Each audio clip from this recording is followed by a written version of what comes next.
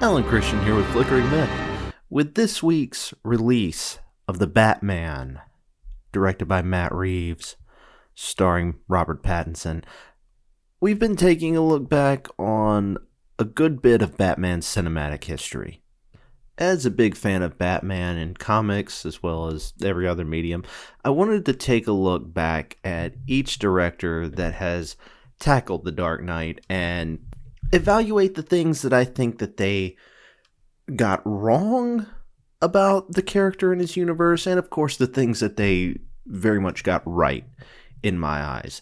This is, of course, my opinion. Batman is, more than any other hero, Batman is many things to many people. So this is entirely a personal perspective, and I'm very much looking forward to you, the audience, sharing your perspective on these things in the comments below on each video. We're going to start at the cinematic beginning of Batman, of course not including the Adam West movie based off of the Batman 66 TV show. We're going to start with Tim Burton.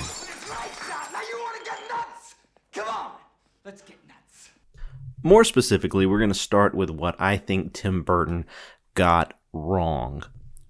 First off, and most controversially, the villains. I know that this is a controversial take, but I assure you that's not my intention. I'm not here to just be controversial for the sake of that. In fact, as a spoiler for the next segment on what Burton got right, this same category appears. It's not a cut and dry take. Nicholson's Joker is revered for a reason. Come on, you gruesome son of a bitch. Come to me. But it equally fails to resonate with me as a lover of Batman comics. Jack Nicholson is such a strong character in and of himself that he never quite transcends being Jack Nicholson in makeup here, which doesn't destroy the betrayal, but it does leave a lingering feeling that more could have been done here. Nicholson is such a fantastic actor that I feel like more could have been asked of him and he could have delivered easily, but they left this interpretation of the Joker so close to Nicholson, the character, not necessarily Nicholson the man, but what you think of when you think of Jack Nicholson. The point where they made his real name Jack. The Joker as a former mob boss turned wacky painted mob boss just doesn't work for me. Now, the Penguin in Batman Returns is even more of a bizarre take. There's kind of a flip to these characters, where Penguin could have and should have been more of a mob boss, and Joker should have been more of a monster. Danny DeVito was perfect casting for the role, and I understand that making another mob boss villain would have made for a dull sequel, but if Burton wanted a monster, Batman's rogues gallery is full of them. It kind of feels like the Penguin was selected entirely out of being the next on the list of Batman's more recognizable villains. But the weird outcast that lives in the sewers, which is kind of a recurring trope in Batman lore, it doesn't really fit the Penguin for me. Michelle Pfeiffer, however, is a perfect all-arounder as Catwoman. Her quirky gothic origin story here is not among my favorites, but it doesn't detract from what is otherwise a spot-on interpretation of the character for me. Meow.